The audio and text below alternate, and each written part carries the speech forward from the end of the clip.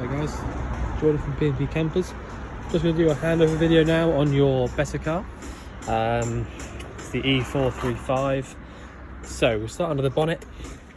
On the left hand side here we've got your engine coolant, your power steering fluid just behind that, washer fluid at the back there, the blue cap, your brake fluid attached to the servo down the back there. Your engine oil gets topped up or filled up through this little cap down here at the bottom, and you've also got your dipstick, which is down here. So that's all of your fluidy parts really. The actual engine battery in these cabs sits under the floor just in front of the passenger seat on the inside. So if you want to jump start the van, you need to come to here. So you've got your positive terminal here, and your negative is this little one just here. There's normally a sticker just here telling you this is for the jump start. So your negative prong is just there, positive is under that cap. So we carry on to the near side now. I'll just show you where you actually release the bonnet from just inside the actual passenger door there. And your diesel filler cap is just down there. You need your ignition key in there to use that. This locker here is purely just storage, and there's not really anything to show you apart from the leisure battery is down here. So if you wanted to get to that, you can either lift the seat up inside or come in here and just take this little cover off, and you get to that nice and easily. You shouldn't need to get to that because it is actually really, really good quality battery actually. I mean, I've had bits and pieces on in here for about half an hour now and it's not gone down, so that is good. External gas point is this bit just here. So literally just take that off like that. So that's that there. So you've got one. Your gas locker, you've got space for 2 of these 6 kilo propane bottles if you want them. Just one in here at the moment, which is a full one. If you wanted to replace this bottle for another one, all you need to do is undo that nut just there, take this bottle out, and basically just pop it on a new one. Simple as that. All the rest of the bits and pieces in here are just purely for us really, just for testing. But to turn the bottle on, it's anti-clockwise around to the left, and to turn it off is clockwise around to the right, like that. So that's the gas. If you find that you hear a noise like this, I don't know if you can hear it, but it's like a very quiet hissing noise. That will only happen if one, you've got a leak, or if you've got something running on the inside. So you can actually hear the gas flowing through into the regulator basically. So obviously there's no leak from the gas system at the moment because we've just pressure tested it, but because I've got the fridge and the heater on, I can actually hear it working basically. Your step comes out via this little button just here. It's a little rocker switch and it comes all the way out exactly how it should. Rear box, I believe there's parts for the bike rack inside the box there, and your tow bar mountings are already there just in case you need them. Toilet cassette locker, so you've got a fresh water flush in this system, so you don't actually have to fill up any separate flush fluid or anything like that. So if I lift up at the bottom here and pull this cassette out, all I need to show you really is you've got this yellow button just there. So when you're actually emptying this cassette out from this cap at the front, you need to hold that little yellow button down whilst you do that. It's basically an air pressure release valve, and it will make sure that it all comes out nice and clearly. Blue fluid goes inside the tank here, and if you want to, you can buy a spray bottle of the pink fluid, which is for actually spraying around the bowl on the inside of the toilet. So that's that. To actually lock that locker up, I'll just show you. You need the bottom one there, bottom part, put your key in, and then just turn it and take the key out, and that's it. Your wastewater drain is this one just here, so if I turn that, see if anything's going to come out.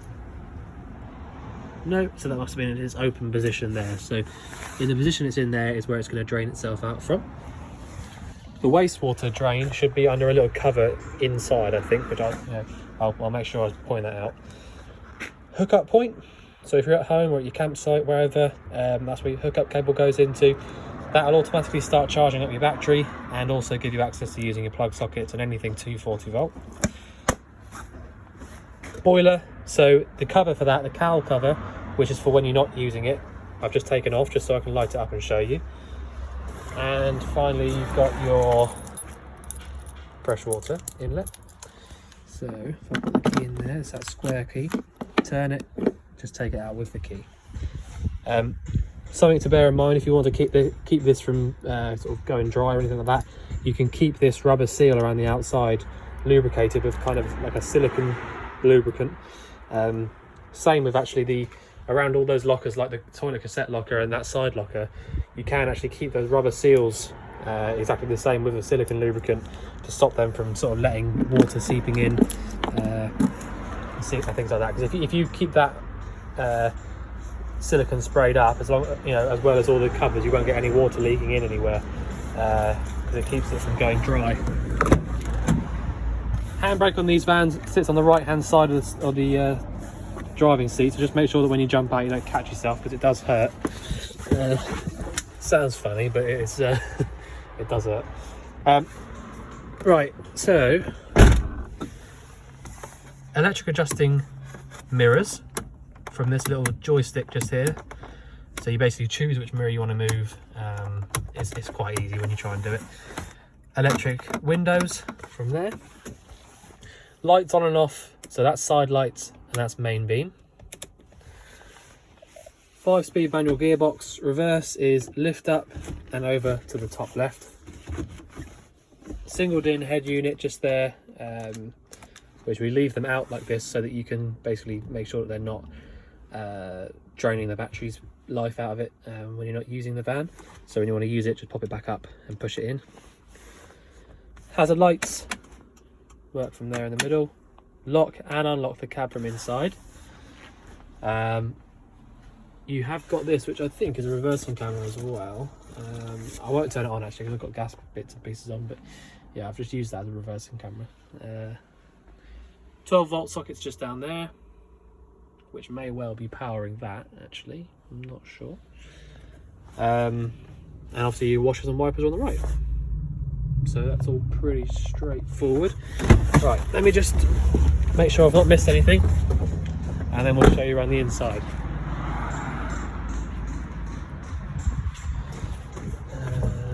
No, okay. So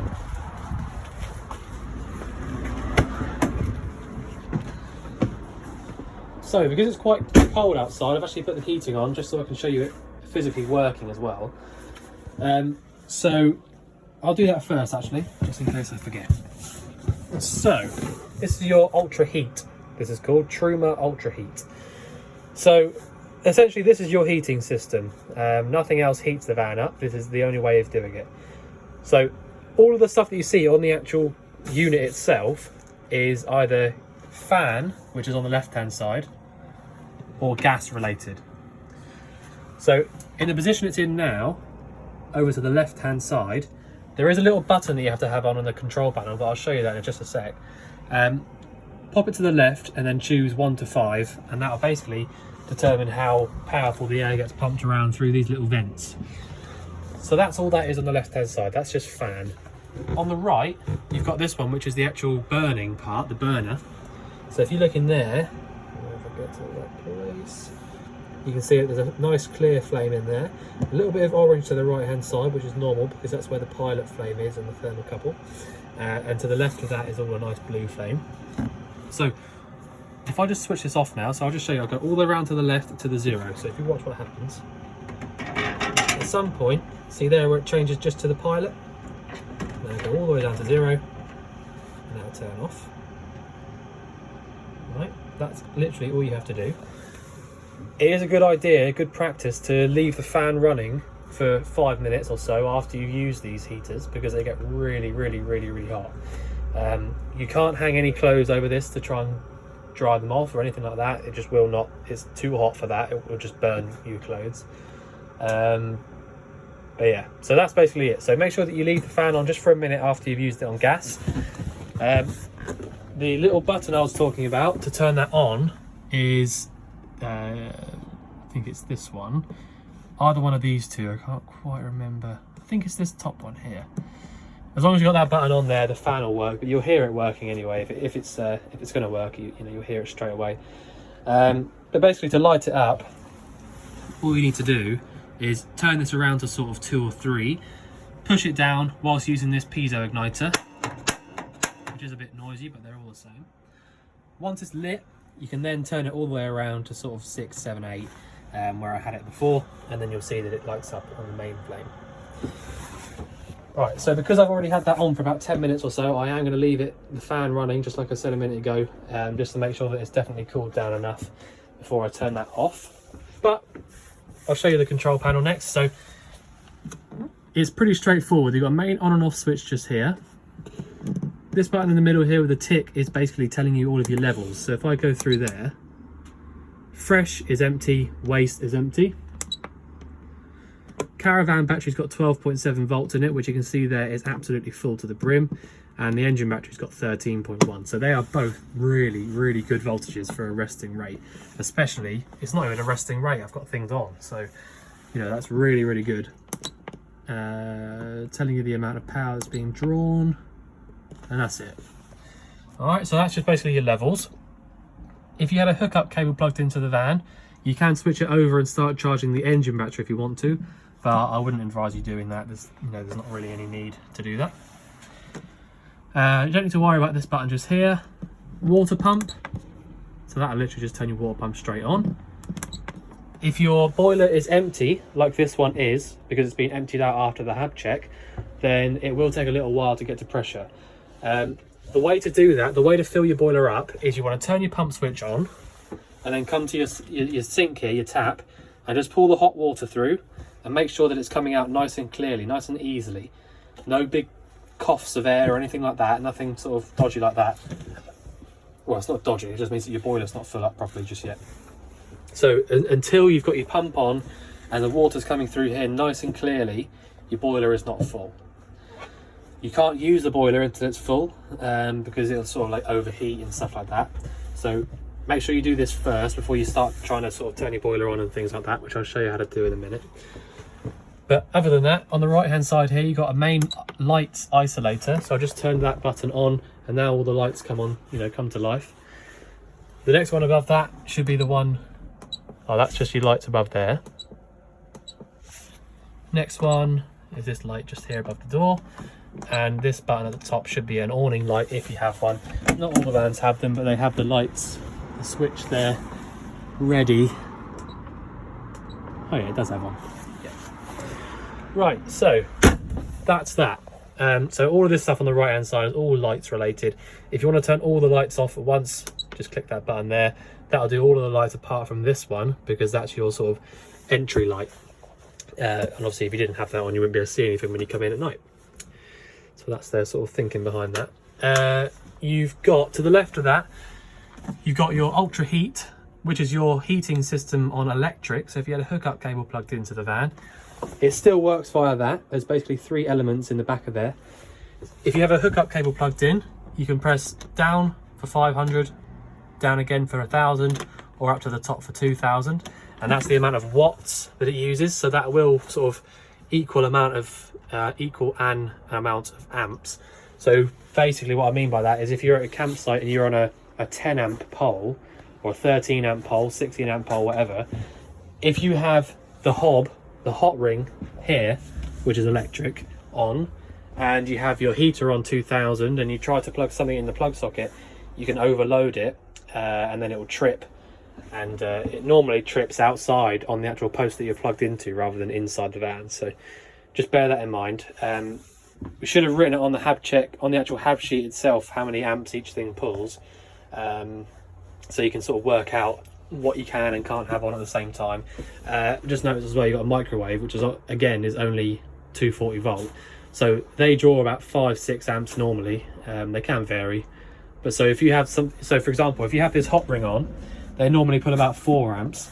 So if you put this on and the microwave at the same time, you'll find that you're pretty close to the maximum already.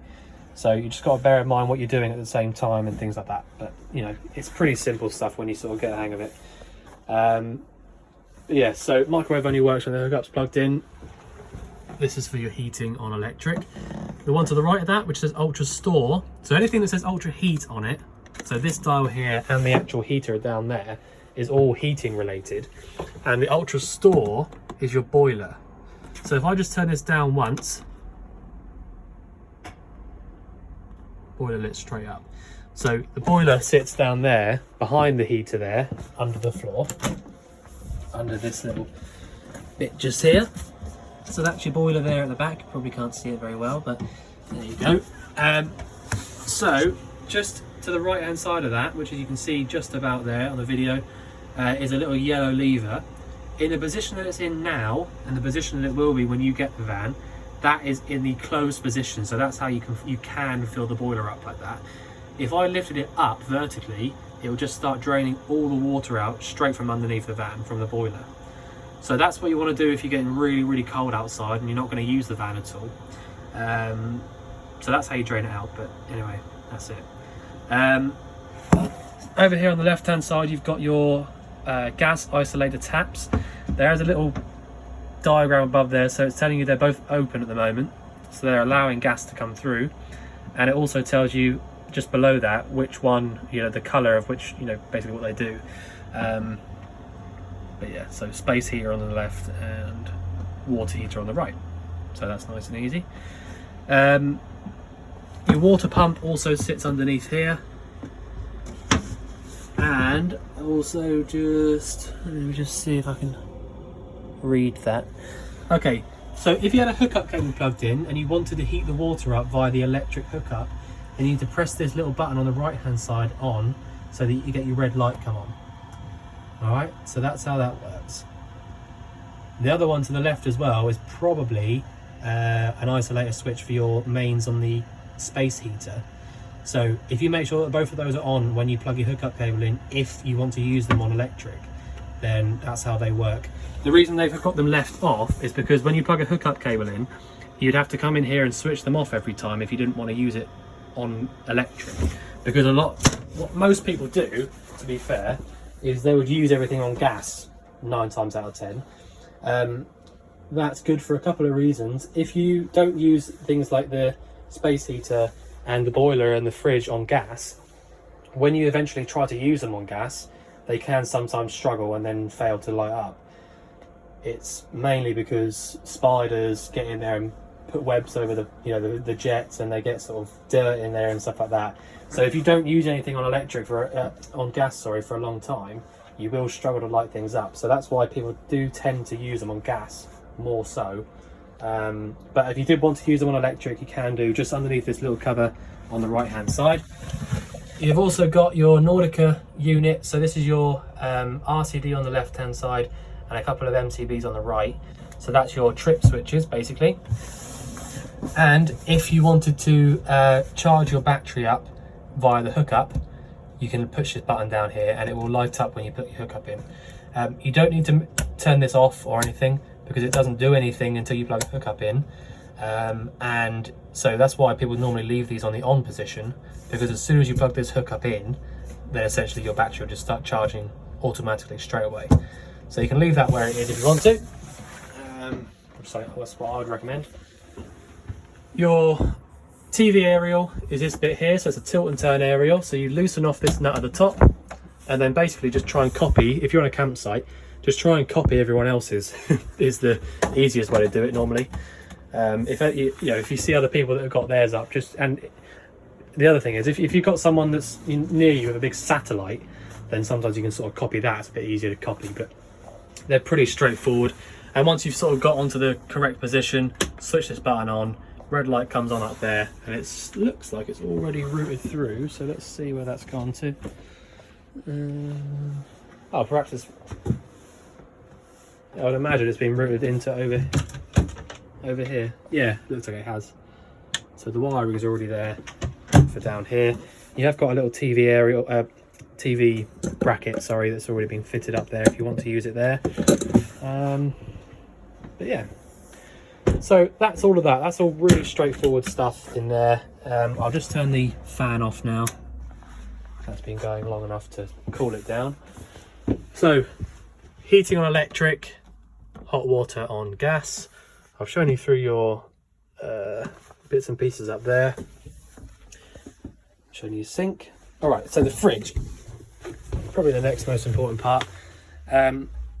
Straight away I'll tell you, on all these fridges, you have to get them cold first with all your stuff in before you go away, either on gas, where I have it now, or your electric hookup. This one at the bottom is for when your engine's running only. So essentially your engine battery charges up your leisure with a split relay. And this is your split relay way of using your fridge. Now this only keeps the fridge cold. All right, it doesn't actually get the fridge cold on its own. So like I said, if you, perhaps the night before or about 3-4 hours before you go away, pop the fridge over onto gas or electric, if you have a cable plugged in. And then by that time, when you switch down to this one here, your 12-volt battery, start your engine up, drive to where you're going, and then when you get there, everything will still be nice and cold inside, and then just flick back over to one of these two when you can. So that's the way to use the fridges. You've got a little light inside there and a freezer box, which is this part at the top. This dial on the right hand side, you can leave that where it is on the maximum. The only time you ever really need to use that